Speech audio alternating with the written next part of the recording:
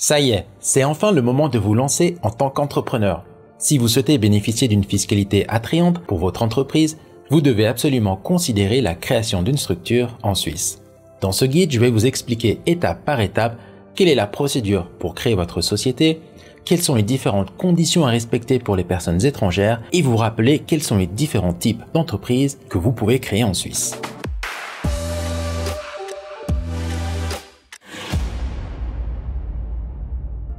Bienvenue à tous, je suis Sébastien Béros et j'accompagne les entrepreneurs dans la création et la comptabilité de leur entreprise en Suisse. Avec plus de 10 ans d'expérience dans le domaine, j'accompagne déjà plus d'une dizaine de PME dans plusieurs domaines.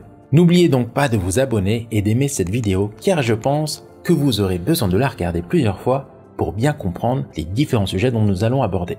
On va commencer par les différentes raisons pour la création de votre activité en Suisse. Première raison, c'est en fonction de votre activité. Si la majorité de votre clientèle ainsi que de vos fournisseurs et votre lieu de travail se trouve en Suisse, il va falloir créer une entreprise en Suisse. Après, c'est toujours possible de créer une entité en Suisse, mais il va falloir créer de la substance, c'est-à-dire avoir un bureau, des employés, effectuer les contrats de vente en Suisse afin de pouvoir justifier d'une présence en Suisse. Deuxième point, c'est pour la fiscalité. Vous avez une imposition qui est quand même beaucoup plus faible en Suisse. Alors si vous commencez à parler avec des personnes qui sont employées ou salariées en Suisse, ils vont tous vous dire qu'ils payent beaucoup d'impôts. Pour vous donner un peu une ordre d'idée, si vous avez un salaire d'environ 200 à 300 000 francs en Suisse, vous allez taper sur des taux d'imposition de 35 à 40% dans les cantons en Suisse romande. Après, la seule solution, c'est de vous déplacer à Zug ou bien à Schwyz, où vous pouvez taper sur des taux d'imposition maximum de 20%. Donc en étant salarié, c'est pas forcément idéal. Mais en étant entrepreneur, vous allez pouvoir bénéficier de deux systèmes d'imposition. Le premier, c'est l'imposition des sociétés, qui est très favorable en Suisse, où dans la majeure partie des cantons en Suisse romande, vous allez avoir du 14% sur les bénéfices de votre société. Après, si vous voulez faire mieux, vous pouvez partir en Suisse allemande, à Zug, on va taper sur du 12%. Alors ce qui est très compétitif, en comparaison avec d'autres pays en Europe, où vous allez taper sur du 20 à 25% sur l'imposition des sociétés, la Suisse est quand même très compétitive. Après on peut faire mieux si vous partez à Andorre avec du 10%, en Hongrie avec du 9% et Jersey avec du 0%. Le deuxième avantage de la Suisse, c'est que les gains en capitaux ne sont pas imposables pour ses résidents. Donc ce qui est particulièrement intéressant dans le cas d'une personne qui veut créer une entreprise qui a un fort potentiel de croissance, vous pourriez la revendre dans le futur en générant un gain qui ne sera pas imposable, uniquement si vous détenez les actions de votre fortune privée. Et ça, c'est tout l'attrait de la Suisse. Et le troisième point, et c'est le critère que j'entends le plus de la part de ma clientèle étrangère qui veut s'installer en Suisse, c'est qu'ils sont surtout attirés par la stabilité du pays, la stabilité des décisions, parce qu'effectivement, vous avez vraiment le pouvoir qui est remis dans les mains du peuple. Du jour au lendemain, le peuple peut décider, voilà, on veut une nouvelle voie, on veut augmenter les impôts chez les riches, on veut diminuer les impôts chez les pauvres, mais vous allez voir que en réalité, le peuple ne va pas prendre ce type de décision, car ils ont bien compris que c'est très important d'avoir des entrepreneurs, des personnes qui gagnent bien leur vie sur le sol suisse pour créer des emplois, augmenter les impôts pour tout le monde, et au final, tout le monde va pouvoir bénéficier de ces prestations supplémentaires par le gouvernement. Et quatrième point, et en fait, on s'en rend pas bien compte, quand on est résident en Suisse, on prend ça comme des acquis, mais si on compare par rapport aux autres pays européens, il faut vraiment se rendre compte que le service public est vraiment de très haute qualité. Moi, plusieurs fois, j'ai besoin d'appeler l'administration fiscale et après, j'ai envie de dire 15 à 20 minutes, vous allez avoir quelqu'un qui va prendre le téléphone et vous donner une réponse qui est quand même de bonne qualité et toujours en étant très poli. Et c'est quelque chose qui est très rare parce que j'ai aussi des biens immobiliers en France où souvent je dois appeler, impossible d'avoir quelqu'un au téléphone.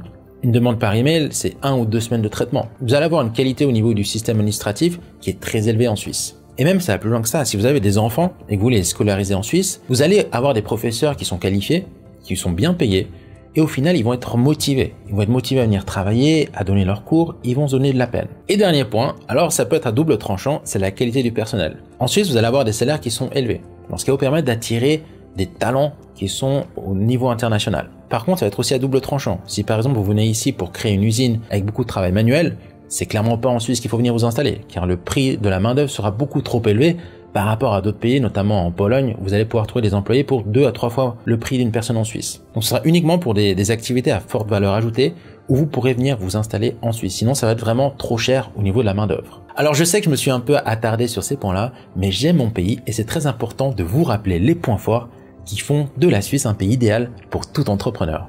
Maintenant, au niveau des types de structures que vous allez pouvoir créer en Suisse, alors il y en a plusieurs, mais je vais m'attarder uniquement sur les 3 structures principales qui sont la raison individuelle, l'ASA et la SARL. Alors on va commencer par la raison individuelle. Son principal avantage, c'est que c'est vraiment la structure qui est la moins chère au niveau administratif. En fait, vous allez faire toutes vos activités à votre propre nom. Donc, admettons, vous appelez Martin Dubois, vous allez faire vos factures au nom de Martin Dubois. Vous pouvez même commencer votre raison individuelle dès aujourd'hui. La seule chose à faire, c'est vous enregistrer pour les charges sociales. On appelle ça l'AVS, l'AI et l'APG. Et sinon, si vous avez un chiffre d'affaires qui est inférieur à 100 000 francs, vous n'avez rien besoin de faire. Donc dès aujourd'hui, vous pouvez carrément lancer votre raison individuelle en Suisse. L'inconvénient de cette structure, c'est premièrement, c'est au niveau des risques. C'est que maintenant, vous allez vous-même vous représenter au niveau de votre clientèle. Donc admettons, vous commencez, vous faites des erreurs de débutant, vous créez un dommage pour votre clientèle pourra se retourner contre vous et toute votre fortune personnelle ainsi que vos revenus futurs. Donc vous pouvez évidemment prendre une assurance pour diminuer ce risque, donc soyez bien au courant que vous avez ce risque. Et deuxièmement, c'est au niveau fiscal. En Suisse, vous avez un taux d'imposition qui est progressif, c'est-à-dire que sur cette activité en raison individuelle, tant que vous générez des bénéfices qui sont très faibles, vous allez payer peu d'impôts. Mais quand vous allez commencer à taper sur des bénéfices qui sont beaucoup plus élevés, par exemple 100 000, 200, 300 000 francs, vous allez commencer à vous rapprocher de taux d'imposition qui sont très élevés, jusqu'à 30, voire 40, 45%. Ce qui va faire que vous avez un tiers de votre bénéfice qui va partir aux impôts. Et le dernier point, c'est que le moment où vous allez vouloir revendre votre raison individuelle, vous allez être aussi imposable sur le gain que vous allez générer. Donc fiscalement, j'ai envie de dire que la raison individuelle, c'est intéressant quand vous générez des petits bénéfices, mais à partir d'un certain niveau, il va falloir passer sur une société. Au niveau des sociétés, vous avez la SARL, qui est la société à responsabilité limitée, et la SA, qui est une société anonyme. Alors là, c'est différent de la raison individuelle. Maintenant, c'est la société qui va détenir vos actifs et effectuer toutes les opérations. Ce qui veut dire, c'est que vis-à-vis de vos clients, c'est la société qui va être le représentant. Si en cas de dommage, c'est la société qui va être attaquée par votre clientèle.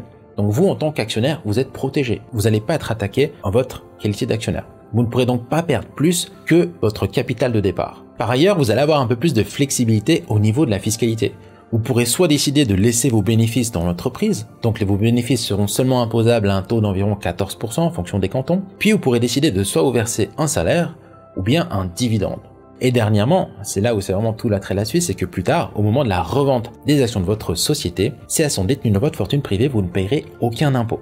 Quelle est la différence entre une SARL et une SA? Alors au niveau du capital minimum que vous allez devoir investir, dans une SARL c'est 20 000 francs et la SA c'est 50 000 francs. Et ensuite, la différence principale, c'est au niveau de l'actionnariat. Dans la société anonyme, tous les actionnaires ne seront pas publics. Donc impossible de savoir qui sont les actionnaires d'une société. Alors que dans une SARL, toutes les personnes qui détiennent les parts sociales seront publiques au registre du commerce. Dans une SARL, c'est aussi beaucoup plus compliqué de faire la revente de vos actions. À chaque fois que vous faites une vente, vous devrez aller voir le notaire, l'enregistrer au registre du commerce. À chaque fois, chaque vente va engendrer des coûts de 1000 à 2000 francs. Alors que dans une SA, vous pourrez revendre vos actions de manière libre sans avoir à publier les ventes au registre du commerce. Maintenant, on va s'attarder un peu sur la structure d'une société. Parce qu'effectivement, c'est beaucoup plus complexe qu'une raison individuelle où vous êtes vous-même représentante de votre propre entreprise, alors que dans une SARL et une SA, vous allez avoir plusieurs organes. Donc le premier organe que je vais mentionner, ce sont les actionnaires, ou l'Assemblée générale des actionnaires. Alors les actionnaires ne s'occupent pas de l'exploitation. Ce sont uniquement les personnes qui vont détenir les actions de la société. Il n'y a aucune restriction au niveau de la nationalité, donc que vous soyez actionnaire américain, français, italien, vous pourrez détenir les actions d'une société suisse. Au niveau des pouvoirs des actionnaires dans une société, vous pourrez décider de faire des augmentations ou des diminutions de capital, décider sur les distributions des réserves de bénéfices, modifier le nom de la société ou bien le but de votre société ainsi que son adresse. Ensuite, maintenant en tant qu'actionnaire ou bien associé, vous allez pouvoir nommer vos représentants. On les appelle les gérants dans une SARL et les administrateurs dans une SA. Alors le rôle de ces gérants et des administrateurs sera premièrement de représenter la société à travers une signature individuelle ou bien collective à deux. Ils devront fixer la stratégie. Ils pourront aussi déléguer certaines tâches, c'est-à-dire nommer des directeurs, des CEO pour gérer les opérations de l'entreprise. Ils ont bien évidemment un droit de diligence et de fidélité envers les actionnaires, traiter de manière égale tous les actionnaires, que ce soit les actionnaires majoritaires ou minoritaires. Ils devront convoquer l'assemblée générale, préparer les comptes annuels et respecter certaines règles en cas de perte. Et la règle qui est très importante à ce niveau-là, c'est que dans une société suisse, vous avez l'obligation d'avoir au minimum une personne qui est résidente en Suisse. Alors ça peut être une personne étrangère avec un permis B ou bien un permis C, mais au minimum une personne doit être résidente en Suisse. Si vous avez besoin d'un représentant pour votre société, n'hésitez pas à me contacter avec le lien en description. Et la question où il y a quand même une grosse confusion, c'est comment devenir maintenant salarié de votre propre société. Alors pour les personnes suisses, il n'y a aucune restriction. Maintenant, c'est plutôt pour les personnes étrangères, où beaucoup de personnes pensent que voilà, j'ai simplement à créer une société en Suisse, et après je pourrais devenir mon propre employé et obtenir le permis B de manière facilitée. Mais malheureusement, c'est pas aussi simple que ça. En tant que salarié de votre propre société, vous serez considéré comme une personne avec le statut d'employeur. Donc dans ce cas-là, on aura deux cas de figure. Soit vous êtes une personne qui a la nationalité de l'Europe ou bien de l'AELE. Dans ce cas, c'est pas si compliqué que ça. Vous devrez juste soumettre avec la demande du permis de travail un business plan et vous devrez prouver que voilà, selon vos projections, la société va créer un bénéfice d'ici les prochains mois ou les quelques prochaines années. Si vous voulez vous installer et vivre en Suisse, ce sera aussi un peu plus restrictif. Vous devrez vraiment prouver que la société sera capable de vous verser un salaire suffisant qui vous permettra de vivre dignement en Suisse. Là où c'est très compliqué, c'est pour les personnes qui n'ont pas la nationalité européenne ou bien de l'AELE. Dans ce cadre-là, il faudra absolument que vous postuliez dans un poste où il y a une forte pénurie en Suisse. Alors c'est vraiment le cas pour les développeurs de logiciels, il y a une forte demande en Suisse. Maintenant, on va parler un peu des termes techniques. Dans la SARL et une SA, on a des termes qui sont différents. Par exemple, dans la SA, on va appeler les personnes qui détiennent les actions les actionnaires, alors que l'équivalent dans la SARL, ce sont des associés. Ensuite, les actions de la société dans une SARL, c'est des actions. La SARL, on va appeler ça des parts sociales. Et ensuite, les représentants de l'entreprise, dans la SARL, on va les appeler des gérants, alors que dans la SA, on va les appeler des administrateurs. Donc en gros, c'est des termes différents, mais qui ont des fonctions similaires.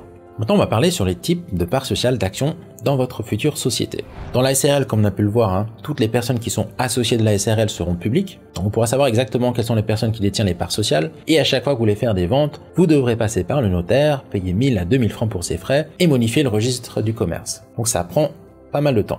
Alors que dans le cas d'une SA, c'est beaucoup plus simple, il y a beaucoup moins de formalisme à respecter. Je vous recommande fortement d'effectuer un contrat quand même afin de mentionner quelle était la date, l'identité de l'acheteur, du vendeur, le prix de vente. Et ensuite, vous allez devoir mentionner sur le certificat d'action, souvent c'est derrière, exactement voilà, quel était le vendeur, le nouvel acheteur, la date de transaction et la valeur nominale des actions. Ensuite, vous avez différents types d'actions dans la SA. Soit vous prenez des actions nominatives, donc c'est les actions par défaut, ou soit vous pouvez prendre des actions nominatives selon les statuts. Alors je vous recommande plutôt les actions nominatives selon les statuts. Ce qui veut dire c'est qu'à chaque fois que les actionnaires vont effectuer une vente, ils devront demander l'autorisation du conseil d'administration. Alors le conseil d'administration, en principe, il va toujours accepter, à moins qu'il y ait vraiment des raisons particulières pour refuser une vente, mais en principe, il ne pourra pas refuser.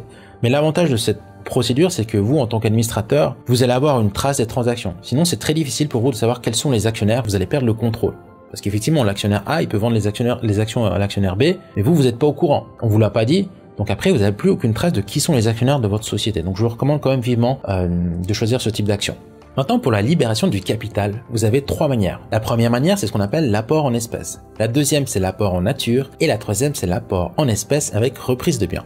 On va regarder ce que c'est. Donc la première manière, ce qui est la plus simple, c'est l'apport en espèces. Vous voulez créer une SARL, par exemple, avec un capital de 20 000 francs. Vous allez apporter 20 000 francs à travers un compte bancaire. Ensuite, l'apport de biens. Donc il peut se passer que par exemple vous avez apporté dans votre entreprise un bien immobilier ou bien un outil de production. Donc dans ce cadre-là, vous allez devoir passer par un réviseur agréé qui va devoir vérifier la valeur de marché des biens que vous allez apporter dans la société. Vous devez apporter des biens qui ont une valeur minimum de 1000 francs, sinon voilà, c'est une valeur qui est trop faible et vous allez devoir payer entre 500 à 1000 francs de frais supplémentaires. Alors si vous voulez éviter de payer les frais du réviseur agréé, on peut passer par la troisième méthode qui est l'apport en espèces avec reprise de biens. C'est-à-dire que vous allez dans un premier temps apporter du cash dans l'entreprise, par exemple 20 000 francs dans le cas de la création d'une SARL, et ensuite la SARL va vous racheter vos biens au prix de marché. Et de là, vous n'aurez pas besoin de passer par un réviseur agréé. Donc ce sera un peu plus efficace pour vous. Mais il va falloir avoir ces 20 000 francs de liquidité disponibles.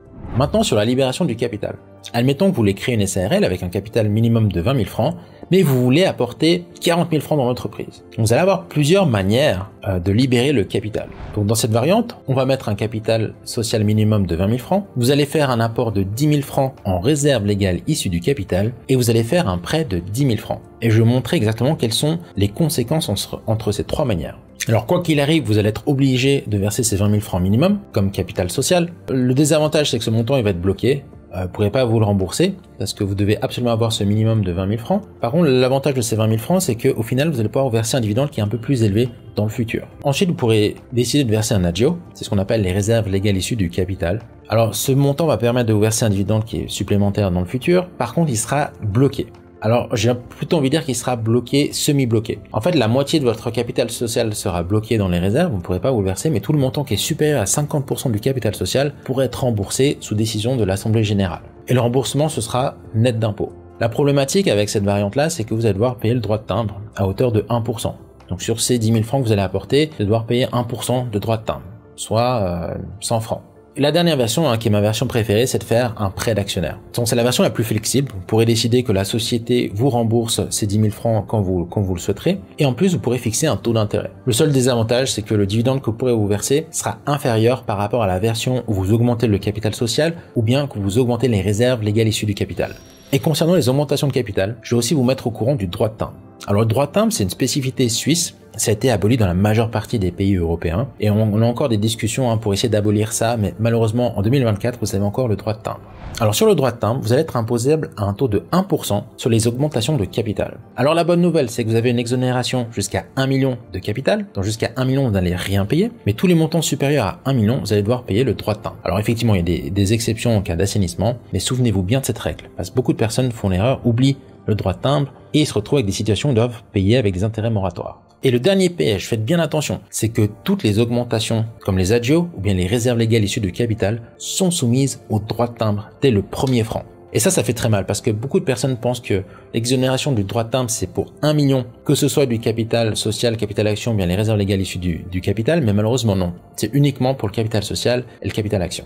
Prochain point, et là j'ai vraiment souvent la question de la part de mes clients, dans quel canton créer sa société? Et évidemment, voilà, beaucoup de personnes savent que dans le canton de Zug, vous allez avoir le taux d'imposition qui est le plus faible en Suisse. Donc mes clients me disent, voilà, je vais créer ma société dans le canton de Zug. Alors si vous voulez faire ça, ça va dans beaucoup des cas être inutile. Parce que la règle, ça va être que vous êtes imposable dans le lieu où vous conduisez vos activités principales, dans le lieu où vous avez votre bureau, et dans le lieu où vous allez effectuer vos contrats de vente, ou bien effectuer la stratégie de l'entreprise. Donc si par exemple vous avez votre bureau à Lausanne, que vous allez sur votre lieu de travail à Lausanne, votre bureau, que vous effectuez toutes les ventes, toutes les activités principales à Lausanne, mais que vous avez une société à Zug, dans ce cadre-là, ça sert à rien du tout, parce que tout votre bénéfice sera imposable à Lausanne. Même chose si vous êtes en télétravail par exemple en France, vous créez une société à Zug, mais vous faites tout le travail en France, les bénéfices seront imposables en France et non pas en Suisse. Donc pour les petits entrepreneurs, faites le plus simple, créez votre société vraiment sur le lieu où vous allez effectuer votre travail. Après, quand vous êtes une plus grande société, que vous avez des employés, vous pourrez vraiment avoir cette flexibilité. Vous pourrez vous mettre à Zug, mettre des directeurs qui travaillent sur place, qui font le travail sur place avec des bureaux, qui signent des contrats sur place, et là ce sera entièrement justifiable.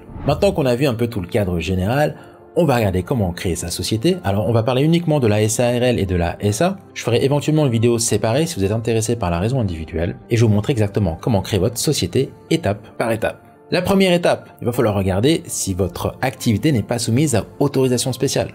Ça peut être le cas notamment pour des avocats, des médecins, si vous allez travailler avec des animaux. Donc assurez-vous que vous n'avez pas besoin d'une autorisation, car sinon ça sert à rien de créer votre entreprise si vous n'avez pas les autorisations nécessaires. Et ensuite la prochaine étape, et ça je pense que c'est ma partie préférée, c'est le choix du nom de votre entreprise. Souvenez-vous bien que c'est un nom qui va vous suivre toute votre vie, donc essayez de passer du temps à trouver un nom qui est simple à retenir, qui correspond à votre secteur d'activité et dont vous serez fier. Alors il y a quelques restrictions pour le choix du nom de votre société. Premièrement, pour vous donner des exemples, si vous êtes une société dans le canton de Vaud, vous allez effectuer toutes vos activités dans le canton de Vaud, vous ne pourrez pas mettre la domination par exemple Zug Service SA, car ça ne correspond pas à la réalité de vos activités. Même chose si vous êtes une société de conseil en comptabilité et que vous décidez de nommer le nom de votre société Store SA, dans ce cas-là ça ne fonctionne pas non plus. Vous pouvez pas utiliser un nom qui ne correspond pas à l'activité effective. Et après c'est très simple, tout ce que vous avez à faire, je vais vous montrer, vous allez aller sur les FX, vous devez vous assurer qu'il n'y a pas d'autres personnes qui ont utilisé un nom similaire. Car si vous utilisez un nom qui a déjà été pris, bien évidemment, alors le registre de commerce va vous refuser la demande, donc vous allez perdre du temps. Ou bien il peut arriver dans des cas où vous pouvez créer le nom de votre société et tout de suite directement derrière, vous allez recevoir un courrier d'un avocat qui va vous dire que voilà, vous utilisez un nom qui est trop proche d'une société existante. Alors soit vous allez passer par des avocats, perdre du temps et puis vous battre pour le nom de votre société, mais c'est pas la meilleure manière de commencer. Ou bien soit vous allez devoir rechanger le nom de votre société, passer par le notaire, payer 1000 à 3000 francs. Donc c'est vraiment une perte de temps. Donc ce que je vous conseille de faire, c'est vraiment très simple. Vous allez sur le site www.zfx.ch et vous allez mettre le nom de l'entreprise que vous avez en tête. Appelons par exemple, donc vous pourriez l'appeler peut-être un nom avec Voy, et puis après vos initiales Voy ABC. Vous appelez André Bourdeau par exemple, Voy AB. Et là, vous voyez qu'il n'y a personne qui a un nom identique. Donc ça, je pense qu'il n'y aurait aucun problème. Donc ça, c'est un travail que souvent moi je fais avec mes clients. Comme ça, on va s'assurer qu'il n'y a pas de nom identique qui existe déjà.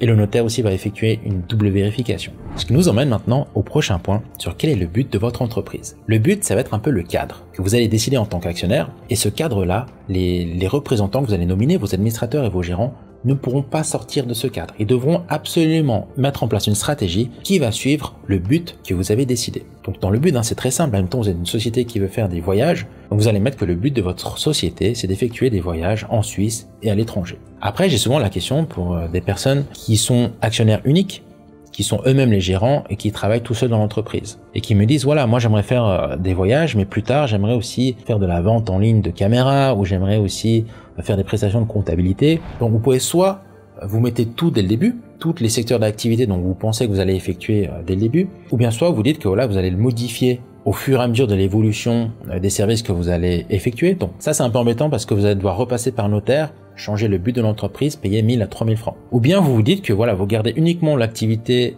principale, l'activité que vous allez faire de manière effective, et par la suite, même s'ils sont pas mentionnés dans les statuts, vous pourrez faire peut-être de la vente en ligne.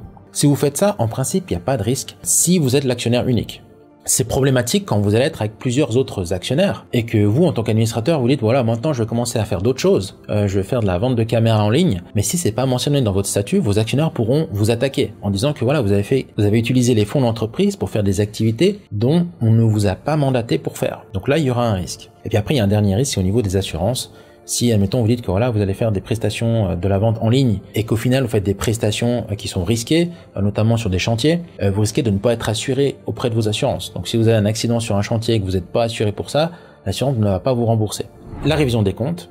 Alors, pour les petites entreprises, et si vous avez moins de 10 personnes, vous avez la possibilité de renoncer à un audit restreint. Donc ça vous permettra d'économiser entre 1000 à 2000 francs. Et c'est pas forcément nécessaire. Si vous êtes vraiment une petite PME, que vous êtes l'actionnaire unique et que vous êtes l'administrateur, que vous faites tout le travail, clairement, vous savez exactement ce qui se passe dans votre entreprise. Vous n'avez pas besoin qu'une personne tierce vienne auditer vos comptes pour vous dire ce qui se passe. C'est un peu du gâchis. Mais ça a du sens quand vous êtes par exemple actionnaire passif et que vous avez une grande entreprise et que vous voulez vous assurer que les comptes reflètent la réalité économique. Dans ce cadre-là, avec un audit, ça va donner une assurance supplémentaire comme quoi les comptes sont vraiment corrects. Une fois que vous avez pu répondre aux questions qu'on a pu mentionner, c'est-à-dire le but de votre entreprise, le nom de l'entreprise et la renonciation au contrôle restreint, vous allez pouvoir rencontrer le notaire. Donc pour cette tâche-là, il va falloir compter environ 490 francs et vous allez devoir lui communiquer voilà quel est le nom et l'identité des actionnaires ou des associés, quels sont les représentants, donc vous devrez aussi fournir une carte d'identité et le notaire va lui encore effectuer une vérification sur le nom de votre entreprise et le but.